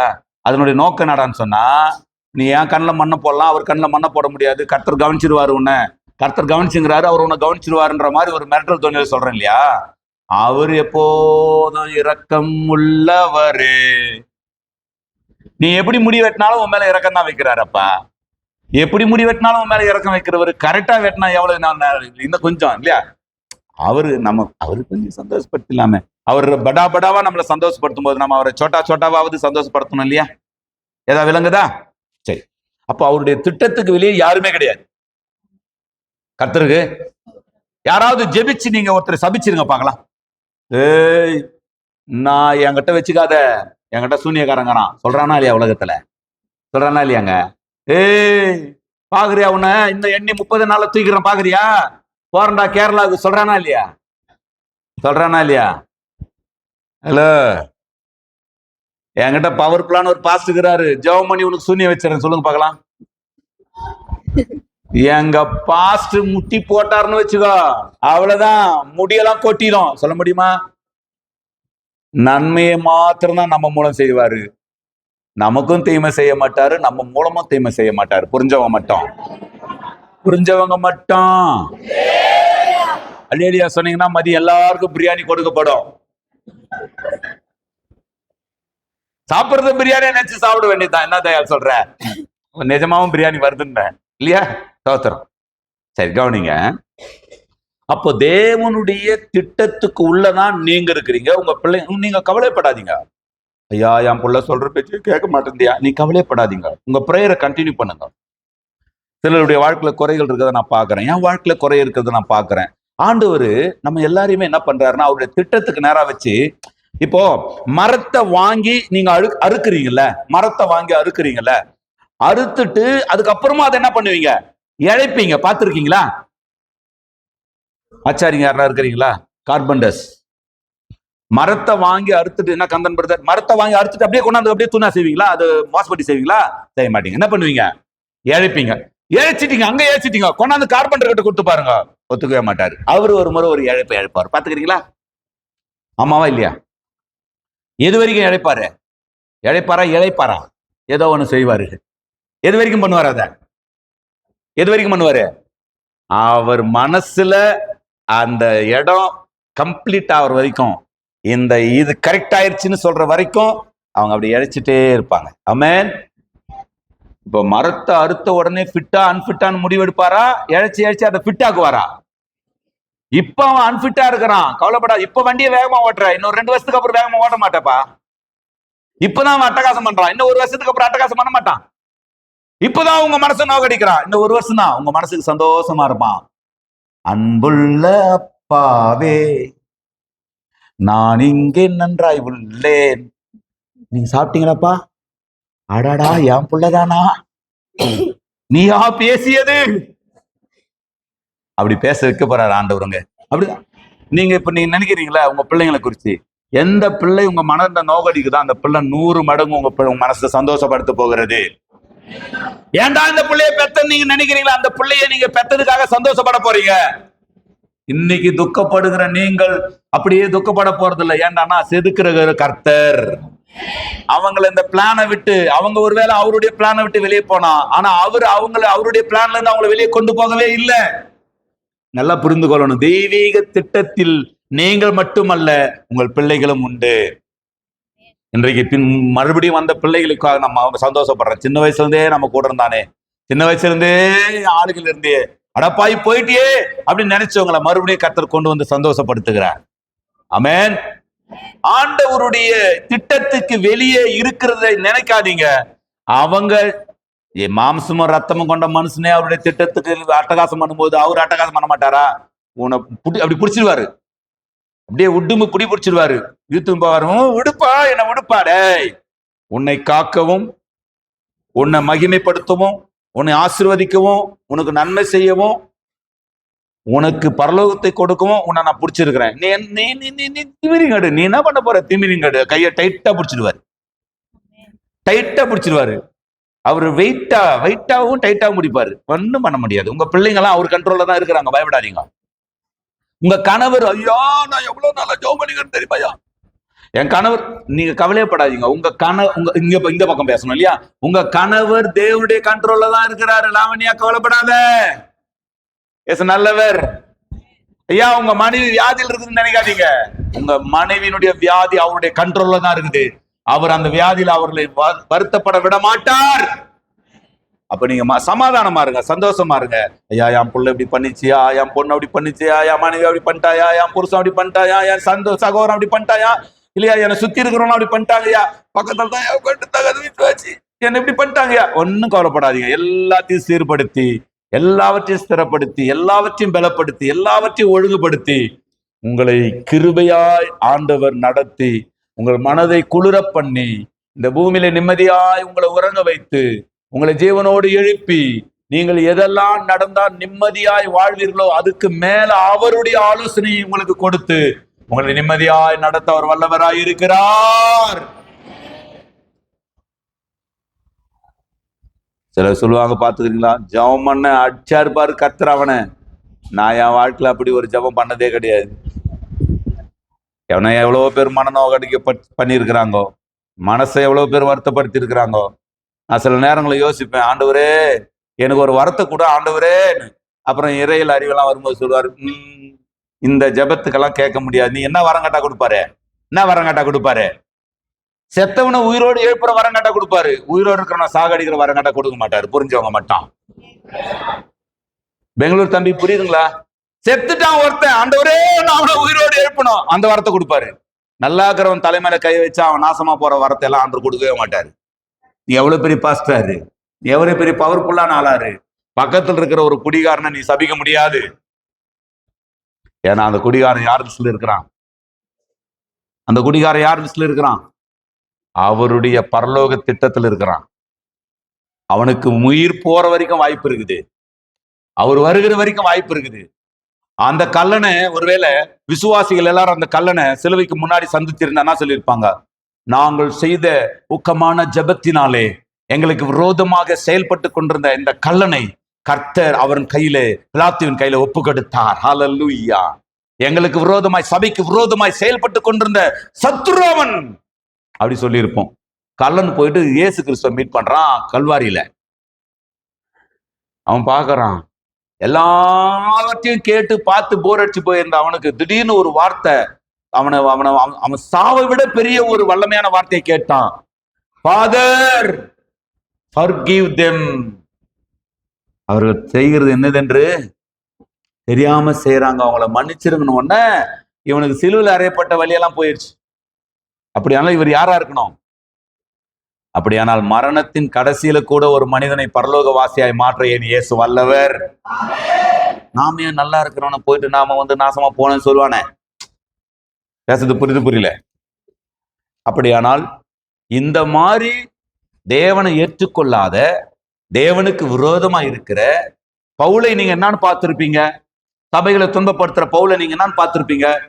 சாத்தானின் மறு அவதாரம் இந்த பவுலை பார்த்திருப்ப இல்லையா? அவன் தான் தேவ தூதனை போலவும் கிறிஸ்து இயேசுவை போலவும் மாறினவன். இன்றைக்கு உங்களுக்கு சத்ருவை போல இருக்கிறவர்களை கர்த்தர் நாளைக்கு உங்கள் பக்கத்துல தேவ தூதனாய் மாற்றி விடுவார். இன்றைக்கு உங்க பக்கத்து வீட்டில இருந்து உங்களை துன்பப்படுத்துகிற அந்த அவிசுவாசிய கர்த்தர் உங்களுக்கு மேலான நல்ல ஒரு விசுவாசியா மாற்றி விடுவார். அவருடைய திட்டத்துக்கு வெளியே ஒருத்தருமே கிடையாது. அவர்களுக்கான வாழ்நாள் முடிகிற வரைக்கும் தேவ திட்டத்துக்குள்ளதான் அவங்க இருக்கிறாங்க. ஆண்டவராக இயேசு கிறிஸ்து வருகிற வரைக்கும் அவர்கள் தேவ திட்டத்துக்குள்ளதான் இருக்கிறாங்க. அப்படியானால் ரட்சிக்கப்படாத, அக்கிரமம் செய்கிற, விக்கிரகத்தை நம்புகிற, துணிகரமாய் வாழ்கிற அந்த பாவிகளே அவருடைய ரட்சிப்பின் திட்டத்தில், அவருடைய ஆசீர்வாதத்தின் திட்டத்தில் இருப்பார்களானால், அவரை அப்பா பிதாவே என்று ஆராதிக்கிற, அவருக்காக அநேக காரியங்களை தியாகம் செய்துவிட்டு வாழ்ந்து கொண்டிருக்கிற, அவருக்காக அநேக காரியங்களை ஒவ்வொரு நாளும் சிந்தித்து செயல்படுத்துகிற எம் மேலையும் உங்க மேலையும் அவர் எவ்வளவு நேசமுடையவராய் இருப்பார் என்பதை எண்ணி பாருங்கள். அதை எண்ணி பார்க்கிறவர்கள் அப்படியே கரங்களை உயர்த்தி பரலோகத்துக்கு நேராக ஒரு அல்லேலூயா சொல்லிடுங்க.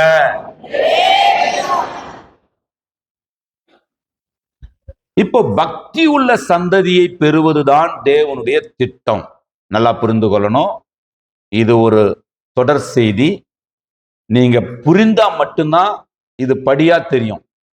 புரியலனா இந்த செய்தி உங்களுக்கு பாரமா தெரியும். புரிந்து கொள்ளுங்கள். ஆண்டவர் பக்தியுள்ள சந்ததியை இந்த முழு உலகத்திலையும் படைக்க வேண்டும். முழு உலகத்து ஒரு யார இப்ப நீங்க பரலோகம் போயிட்டீங்க, என் கூட சேர்ந்து பரலோகம் வர போறவங்க எல்லாம் ஆமேன்னு சொல்லுங்க. இயேசுவின் குடும்பம் ஒன்று உண்டு. பெயர்கள் எழுதப்பட்ட தலைப்பேரானவர்கள். பாட்டை கத்துக்கணும். பெயர்கள் எழுதப்பட்ட தலைப்பேரானவர்கள் திருவிழா கூட்டமாக கொண்டாடி மகிழ்கின்ற ஓஹோ திருவிழா கூட்டமாக கொண்டாடி அல்லேலூயா ஓசன்னா ஓஹோ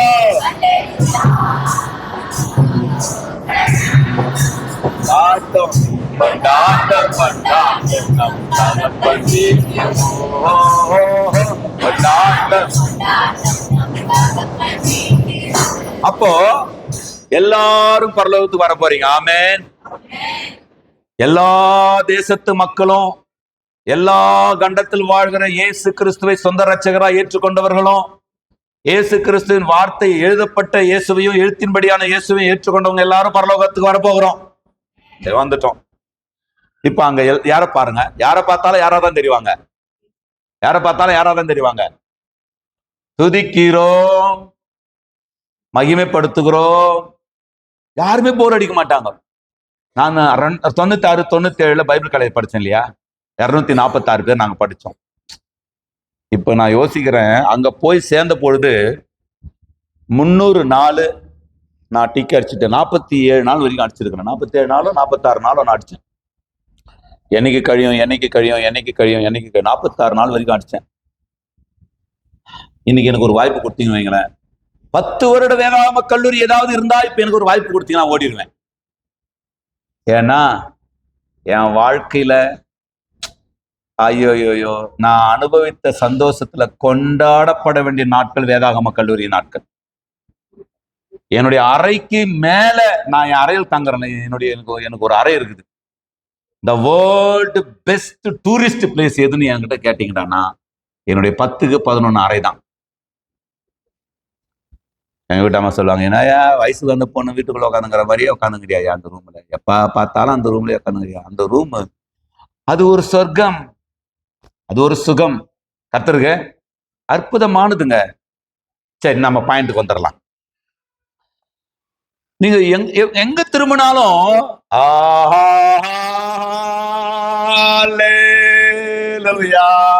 அந்த பக்கம் திரும்பி நீங்க சொன்னா, நான் உன்னை விட்டு விலகுவதில்லை. கொஞ்சம் பேர் அப்படியே எட்டி பார்த்து நான் சொன்னா, வேதத்துல பொன்னான இயேசுவை கூட்டம் கூட்டமா 5 பேரு 10 பேரு மொட்டிதான், முழங்கால் தான் வேதம் தான், ஆராதனை தான், பாட்டு தான். அங்க ஒரு சினிமா பாட்டு நீங்க கேட்க முடியாது. நான் மச்சான் இன்னா மாமா இன்னா டா ஒன்னும் கேட்க முடியாது இல்லையா. நல்ல வேலை நாங்க படிச்ச காலேஜ்ல பொண்ணுங்க கிடையாது. நல்லவர். நான் பேசுறது புரிஞ்சுதுங்களா? கர்த்தருக்கு புரியல. எல்லா இன்பமயம். எங்க பார்த்தாலும் ஃபுட்பால் விளையாட போறீங்களா, ஒருத்தர் கால் அடிச்சிட்டீங்களா, அடிச்சிருவோம் இல்லையா, சில சமயத்துல அடிச்சிருவோம் இல்லையா. அண்ணா பிரதர் சாரி பிரதர், கர்த்தருக்கு சாரி பிரதர், அப்படிதான். எல்லாமே இன்பமயம். இந்த பொல்லாத பைபிள் காலேஜ்லயே சாதாரண மனிதர்களாக இருக்கக்கூடியவர்கள் எல்லாருமே தெய்வத்தை சிந்தித்தாலே அது பரலோகத்தை போல தோணுதே. அப்போ பரலோகம் இன்பமயம், என் கால்கள் செல்லும் இடமெல்லாம் தங்கமயம், என் கண்கள் காணும் காட்சி எல்லாம் இன்பமயம். இந்த பாட்டு கேள்விப்பட்டிருக்கீங்களா? நாங்க நல்ல பாட்டே பாட மாட்டோம். லேட்டஸ்டா வர கிறிஸ்டியன் பாட்டே எங்களுக்கு தெரியாது. நீங்க 40 வருஷத்துக்கு முன்னாடி கிறிஸ்டியன் பாட்டா பாடி இருந்தீங்களா? எப்படிங்க தெரியும் எங்களுக்கு? கத்துக்குங்க. எஸ் நல்லவர். இப்ப இன்பமயமா இருக்குமா? இன்பமயமா இருக்குமா? இப்போ அதே மாதிரி ஒரு இன்பமயமான ஒரு ஒளிமயமான ஒரு உலகத்தை இந்த பூமியிலே தேவன் பார்க்க விரும்புகிறார். கர்த்தருக்கு நீங்க கேட்கறதெல்லாம் ஆத்துமாவே நன்றி சொல்லு ஏசப்பா உங்க நாமத்தில். அப்படி இன்பமயமா ஒருத்தருக்கு ஒருத்தர் பாத்துக்கிறீங்களா? சண்டை போட்டுக்கிறாங்களா? ஸ்தோத்திரம் ஆண்டவரே, உங்க லிஸ்டில் தான் இருக்கிறாங்க, அதனால அவங்க கூட சண்டை போட்டுறக்கூடாது. நாளைக்கு சண்டை போட்டுன்னு வச்சுக்கோ, அவங்கள கூட அதே நீ போற சர்ச்சுக்கு நான் வரமாட்டேன்டி அப்படின்னும். இயேசுவை ஏற்றுக்கொண்டா கூட நீ போற சர்ச்சுக்கு வரமாட்டேன்டி அப்படின்னும்.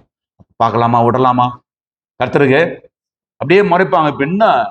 இப்ப என்னடா? ஒண்ணுமே இல்லை, நீ பெரிய ஆள் தான், ஓங்கி ஓங்கி ஒரே அடிதான், கன்னத்துக்கும் காதுக்கும் நடுவுல ஒரே அடி அடிச்சா சுருண்டு செத்துருவான். ஆனா அவங்ககிட்ட கூட நீங்க அப்படித்தான் நடந்துக்கணும். இல்லப்பா உன்ன மாதிரி ஒரு வீரரை நான் பார்த்ததே இல்லப்பா, அதனால நான் வந்துடுறேன்பா, அப்படிதான் போயிடணும். ஏன்டா நம்ம அவன் லிஸ்ட்ல இருக்கிறான். நான் பேசுறது புரிஞ்சவங்க மட்டும் புரிதா புரியலையாங்க? இப்ப என்ன, இப்ப ஒண்ணு இல்லையே, நான் ஒண்ணுமே சொல்லியே.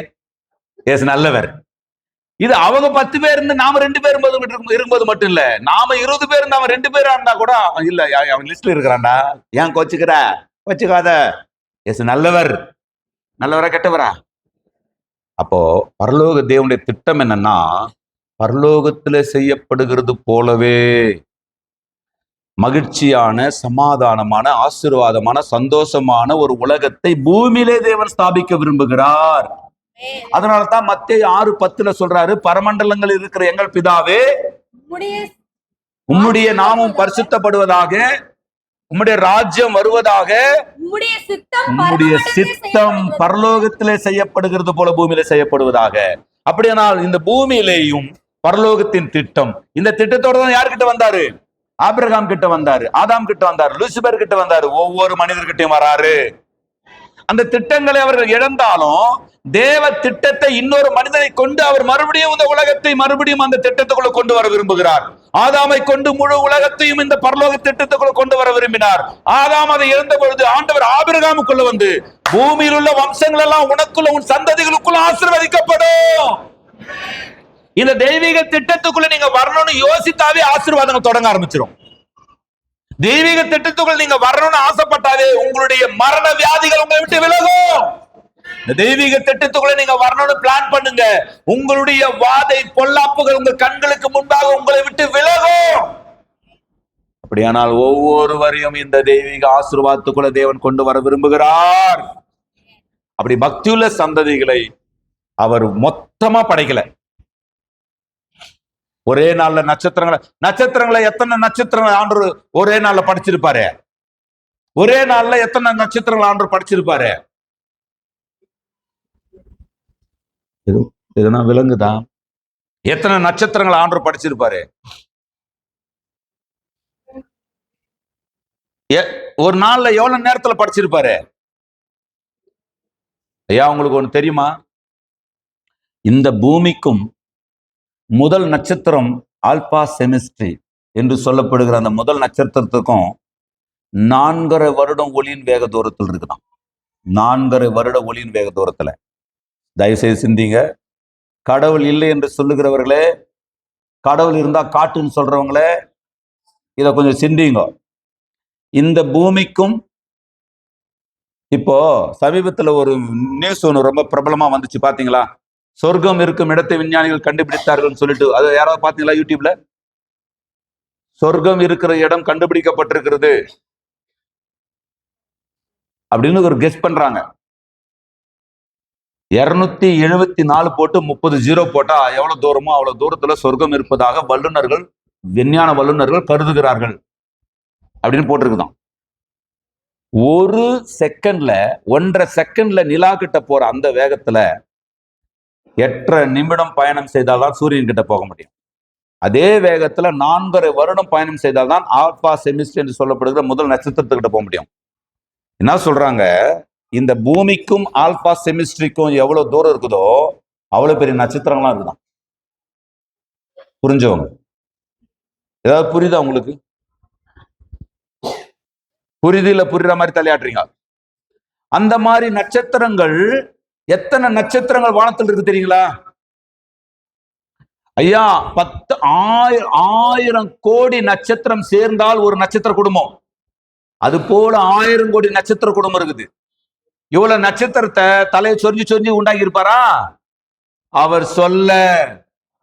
எவ்வளவு பெரிய தேவன் உங்களை நீங்க ஆராதிக்கிற ஆண்டவர், எவ்வளவு பெரிய தேவன் உங்களுக்கான தேவன் என்பதை யோசித்து பாருங்க. அவர் உண்டாக கடவுதுன்னு சொல்லி முடிக்கிறதுக்கு முன்னாடி வந்துருச்சு எல்லாமே.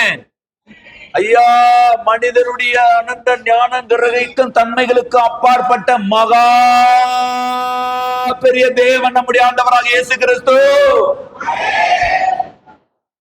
அவ்வளோ பெரிய காரியங்களை எல்லாம் ஒரு நொடியில படைச்ச ஆண்டவர், செகண்ட்ல, செகண்ட்ல படைத்த ஆண்டவர் மனிதனை ஆவியை செகண்ட்ல கோடான கோடி ஆவியை தனக்குள்ளே பரிபூர்ணமாய் கொண்டிருக்கிற ஆண்டவர் மனிதனை படைக்கும் பொழுது அல்லது மனிதனை உருவாக்கும் பொழுது 1000 பேரை உண்டாக்குனாரா, ஒருவனை மட்டும் உண்டாக்குனாரா?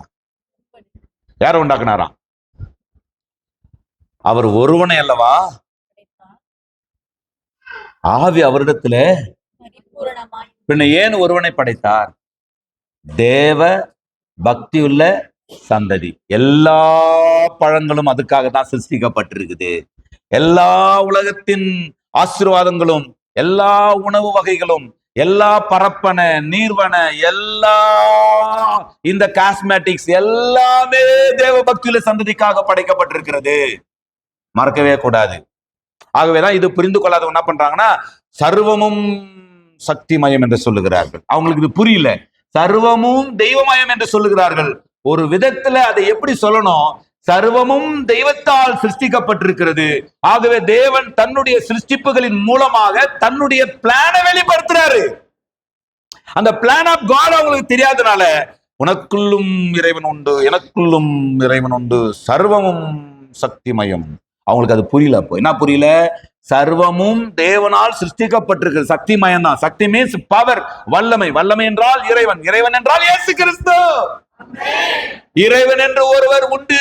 இறைவன் என்று ஒருவர் உண்டு என்றால் இந்த வானத்தின் கீழே பூமிக்கு மேலே அவருடைய நாமமே இல்லாமல் வேறொரு நாமம் இல்லவே இல்லை. அப்படியானால் சகலமும் கிறிஸ்துவின் மயம், சகலமும் தெய்வமயம், சகலமும் கர்த்தர்மயம், சகலமும் சர்வ வல்லவர் மயம். என்ன சொல்றாரு? இந்த சகலமும் இந்த மகிமையான தேவன் என்ன சொல்றாருன்னா, ஒருவனை படைத்திருக்கிறார். அந்த ஒருவனுக்கு ஆண்டவர் சொன்னது, ஒருவனை வந்து படைச்சு எங்கன்னா வனாந்தரத்துல விட்டாரா?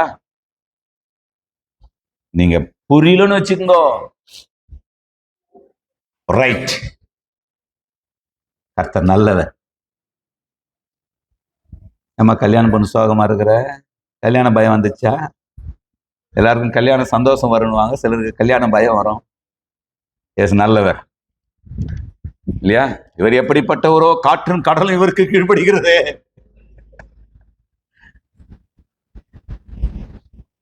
ஐயே, அந்த ஒரு மனிதன்கிட்ட வந்து ஆண்டவர் சொல்றாரு, நீ ஆசீர்வாதமா இருப்ப. ஆபிரகாம் கிட்ட வந்து எடுத்த உடனே ஆண்டவர் பேசுனது என்ன? நான் உன்னை ஆசீர்வதிப்பேன், உன் பேரை பெருமைப்படுத்துவேன், உன்னை பெருமைப்படுத்துவேன், நீ ஆசீர்வாதமா இருப்பாய். ஆதாம் கிட்ட வந்து ஆண்டவர் சொன்ன முதல் வார்த்தை என்ன? பலுகி பெருகு, இல்லையா? மல்டிப்ளை, பெருகு என்று அவர்கள் சொல்லி அவர்கள் என்ன பண்ணாரா? ஆசீர்வதித்தாராம். இப்ப அப்படியே ஒவ்வொருத்தர்கிட்டையும் வராரு. ஒவ்வொருத்தர்கிட்டையும் ஆதாம் கிட்ட வர மாதிரி தான் வராருன்னு சொன்னா, ஆசீர்வாதங்களோடு வராரா, கோபத்தோடு வராரா? உங்ககிட்ட ஆண்டவர் கோபத்தோடு வந்து புலன் விசாரணை பண்ண வந்திருக்கிறேன்னு சொல்றாரா? விசாரிக்க வந்திருக்கிறாரா? விசாரணை பண்ண வந்திருக்கிறாரா? உங்க தகப்பன் ஒருவேளை உங்களை விசாரணை பண்ணலாம், உங்கள் தாய் ஒருவேளை உங்களை விசாரணை பண்ணலாம், உங்க கணவர் ஒருவேளை உன்னை விசாரணை பண்ணலாம், உங்க மனைவி ஒருவேளை உன்னை விசாரணை பண்ணலாம், உன்னுடைய உறவினர்கள், உன்னுடைய நண்பர்கள், உன்னுடைய வேலைக்காரர், உன்னுடைய எஜமான்கள், உன்னுடைய பாஸ், உன்னுடைய மாஸ்டர் உங்களை விசாரணை பண்ணலாம். தெரியுது அவருக்கு. தெரியாததுனால அவங்க எல்லாம் விசாரணை பண்றாங்க. இவருக்கு நம்மளை பத்தி எல்லாம் தெரிஞ்சதுனால விசாரணை பண்ணா அவன் சோர்ந்து போயிடுவான்றதுனால விசாரணை பண்ணல, விசாரிக்கிறார். புரிஞ்சவங்க மட்டும் விசாரிக்கிறாரு. உன்னை பத்தி தெரியுதுப்பா, ஆனா அதை சொன்னா உன் மனசு கஷ்டப்பட்டுருமேன்றதுனால சொல்லும் போது நோகாம சொல்லிக்கலான்னு வெயிட் பண்றோம். வேற ஒண்ணும் இல்லை. நேசராஜுக்கு புரியுது. ஆமென். தெரியுது. அதை சொன்னா உன் மனசு கஷ்டப்பட்டுருமோன்னு சொல்லிட்டு எப்போ சொன்னா கஷ்டப்படாதோ அப்போ சொல்லலான்னு வெயிட் பண்றோம். எத்தனை பேருக்கு புரியுது? நம்மளை பத்தி ஆண்டவருக்கு எல்லாமே தெரியுமா தெரியாதா? அவர் எல்லாத்தையும் புலன் விசாரணை பண்ணாருன்னா நம்ம சோர்ந்து போயிடும். அதனால எப்படி சொன்னா நாம கேட்போமோ அந்த மாதிரி வாய்ப்பை பயன்படுத்தி நமக்கு சொல்லி நம்மை சீர்படுத்த விரும்புகிற நல்ல தெய்வம். செய்தி புரியுது இல்ல பிடிக்குது? ஐயா, புரியுதோ இல்லையா? பிடிக்குதுன்றவங்க பிடிக்குது அல்லது புரியுது, ரெண்டுமே செய்துன்றவங்க இல்லையா? சொல்லுங்க பார்க்கலாம். இல்லையா? எவ்வளவு நல்ல ஆண்டவர் இல்லையா? அப்படியானால் நீங்க எந்த லிஸ்ட்ல இருக்கிறீங்க? ஆபிரகாமின் விசுவாச மார்க்கத்தார் ஆபிரகாமுடனே கூட ஆசீர்வதிக்கப்படுகிறார்கள் என்றால், அவருடைய ஆபிரகாம் பிளான்ல ஆதாமின் பிளான் ஆபிரகாமுடைய பிளான், ஆதாமின் பிளான் லூசிபருடைய பிளான், லூசிபருடைய பிளான் பரலோகத்தின் பிளான். அந்த லிஸ்ட்ல தான் இருக்கிறீங்க. ஒருவேளை அவங்க தோத்து போயிருக்கலாம். இல்லையா? லூசிபர் தோத்துட்டான், ஆதாம் தோத்துட்டான், ஆபிரகாம் ஜெயிச்சிட்டான். நாம் அதனால தான் ஆதாமின் சந்ததி என்று சொல்லப்படாமல் ஆபிரகாமின் சந்ததி என்று சொல்லப்படுகிறோம்.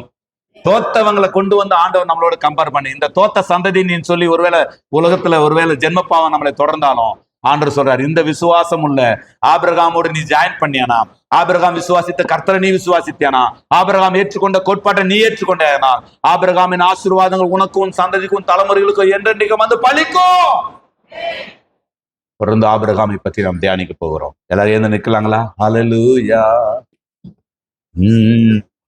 ஹல்லேலூயா. நன்றி ஆண்டவரே. கொஞ்ச நேரம் கர்த்தரை ஸ்தோத்திரம் பண்ணலாமா? ஹல்லேலூயா.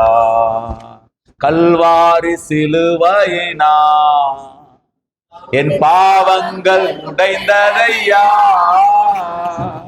கல்வாரி சிலுவையே ஐசகடி போயிட்டு என் சாபங்கள் உடைந்ததையா, ஆபிரகாமின் ஆசீர்வாதங்கள் இந்த பிள்ளைக்கும் கிடைத்ததையா. ஆபிரகாமின் ஆசீர்வாதங்கள் இந்த பிள்ளைக்கும் கிடைத்ததையா. நன்றி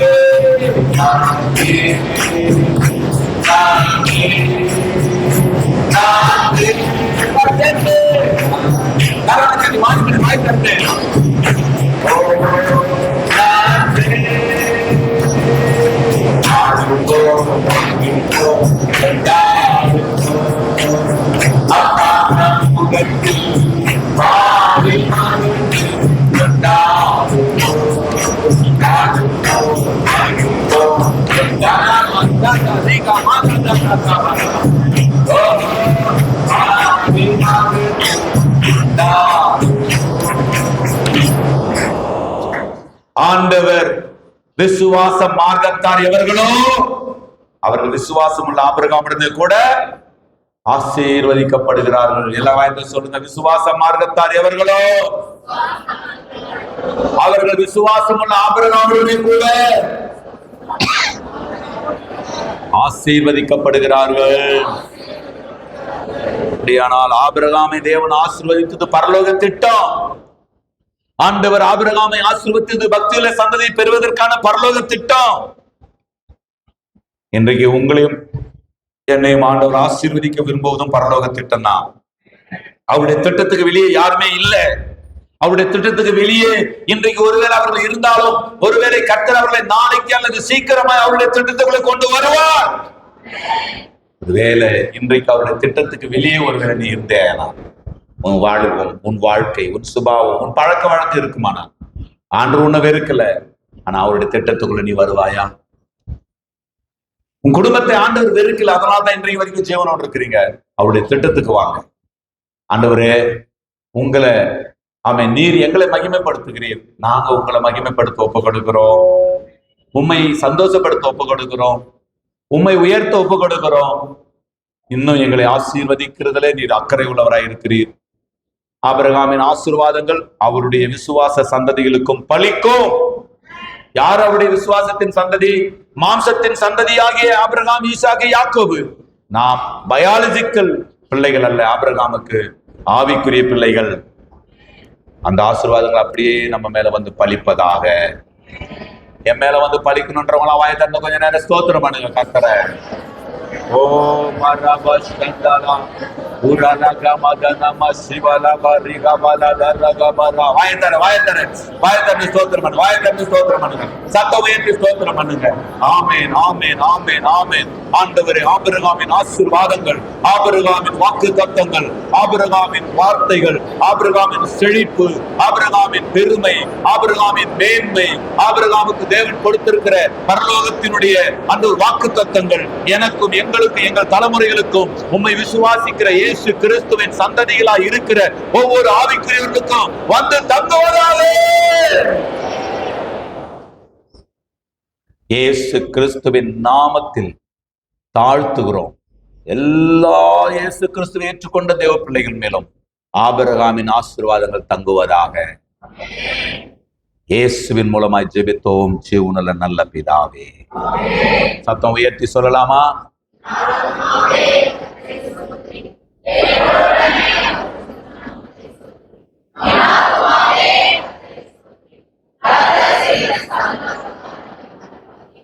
ஆமே. நம்முடைய கர்த்தராய் இருக்கிற இயேசு கிறிஸ்துவினுடைய கிருபையும் பிதாவாகிய தேவனுடைய அன்பும் பரிசுத்த ஆவியானவருடைய ஐக்கிய வழி நடத்துதலும் சமாதானமும் நம் அனைவரோடும் சகல பரிசுத்தவான்களோடும் என்று என்றைக்குமாய் தங்கியிருப்பதாக.